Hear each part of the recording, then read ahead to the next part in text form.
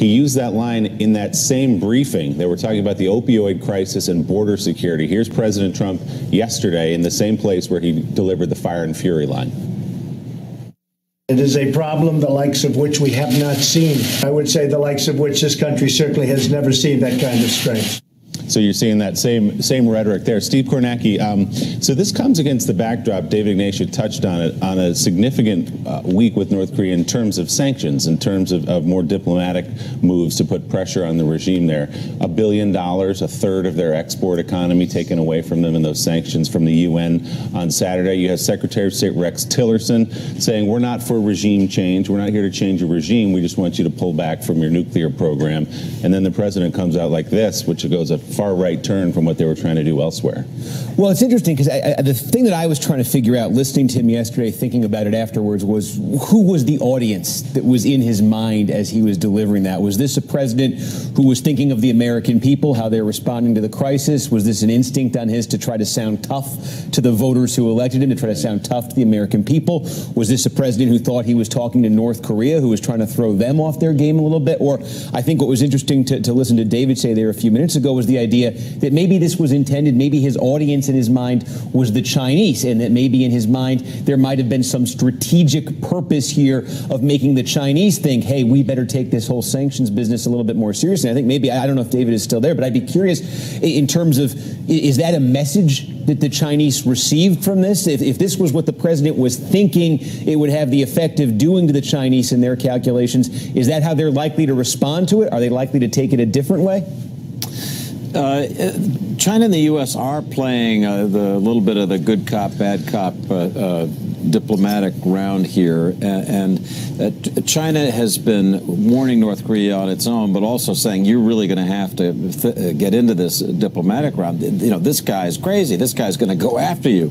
There is that dynamic here, and so the more the president ratchets up the rhetoric, the more he encourages China to do something to avert this catastrophe, which it would be a disaster for China, for South Korea, for Japan, for the whole region. So I think that's at play here. As we've been saying, the problem with this kind of rhetoric is you get stuck in it.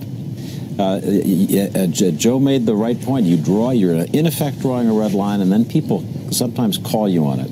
And the North Koreans are very good at that. Their business is defiance. So they wait for moments like this to puncture all the threats and rhetoric from the other side with actions of their own.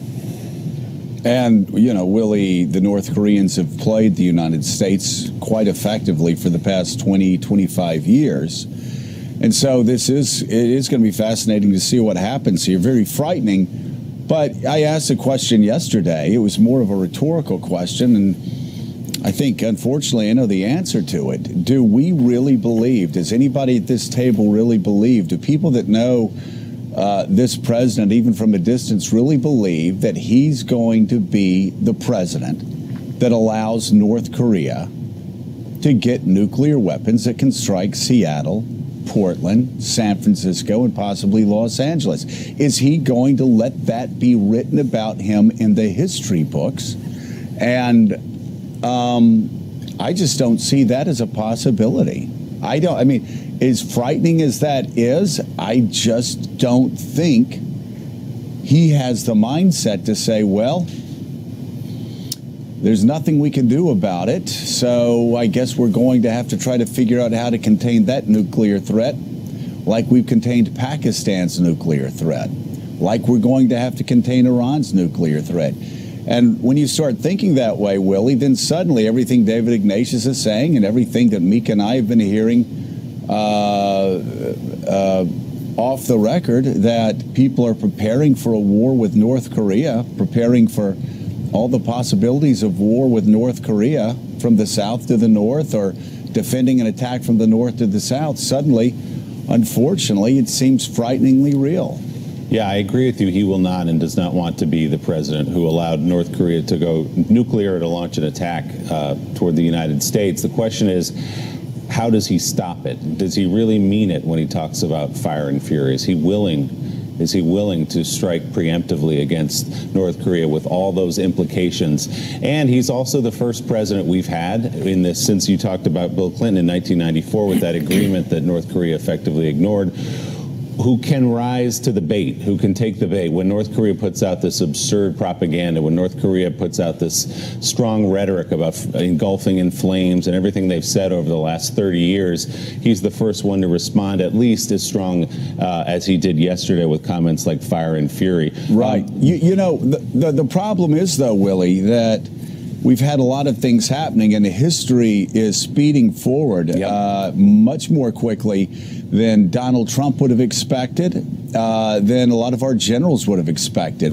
Things are happening faster out of North Korea in the development of these weapons than we would have expected. Barack Obama, again, when they were sitting talking during the break, during the transition, for those who haven't heard this yet, he sat down with Donald Trump and said, "You can worry about North Korea, about Obamacare, all you want to worry about Obamacare. Go ahead, do it.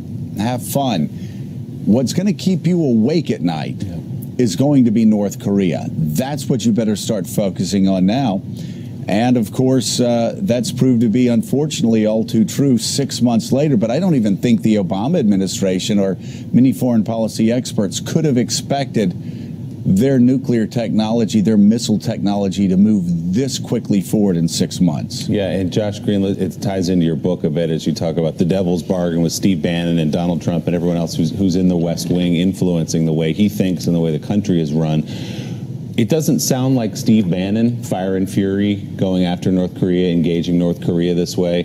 Where is that mindset coming from right now? Well, I think what you see is that right now Donald Trump is not in the West Wing. He's not surrounded by people like Steve Bannon who can help present a more balanced view of maybe how to handle North Korea. Bannon, by and large, is an isolationist, is not a guy in his cabinet who'd be pushing for this sort of thing. But as we've seen, when Trump goes to Bedminster, he pulls away from some of these advisors. He tends to react, it seems like, based on what he's seeing on television. It was at Bedminster that he decided to fire FBI Director James Comey. So he kind of gets out on his own and does his own thing without necessarily the staff support that you would want around him, especially on as volatile an issue as North Korea. And David, Ignatius, this has always been the conflict at the center of Donald Trump's foreign policy. Even during the campaign, Donald Trump would say, "We fought too many wars. We need to bring our sons home. Let everybody else worry about their regions. Let them worry. We're not going to spend money on more missiles." And at the same time, in the same speech, he would say, "We're going to destroy ISIS. We're going to run them into the ground. We're going to wipe them off the face of the earth. It's easy. We're going to do it quickly. We're going to stand up to the Iranians. We're going to tear up that nuclear deal. We're going..." You know, there's always been Trump the isolationist when he's playing for the crowds, but then there's been Trump the Jacksonian, which, I mean, the purest sense of the term, being a Jacksonian in foreign policy. We're going to go over and we're going to destroy anybody quickly that gives us any trouble, then we're going to come back home. I think you're right, Joe. There's that tension in Trump. I think one of the things he's been consistent about is saying to U.S. allies and potential partners like China, either you step up and help more, whether it's purchasing weapons or cooperating in diplomacy, or we're going to have to take care of this. And I think that's a lot of the hidden theme here to China.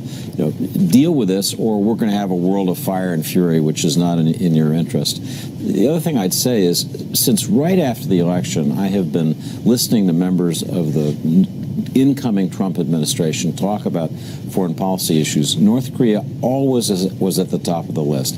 This is one they have known was coming at them. They've been looking for options now for 6 months, and to be honest, they still haven't found any. That's why the generals and the CIA are being tasked so urgently to look at this, is because so far the answers keep coming back. It's a bloody mess that leaves everybody worse off. We've only scratched the surface on this story, Joe. Yeah.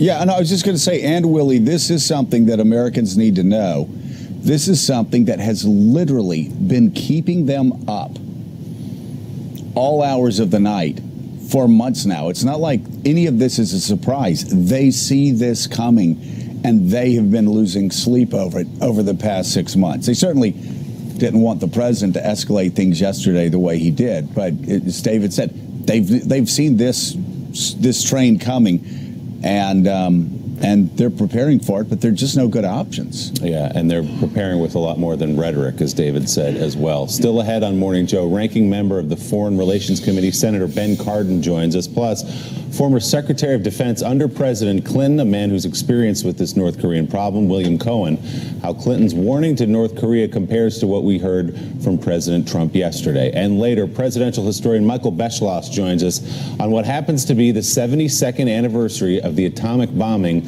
of Nagasaki. You're watching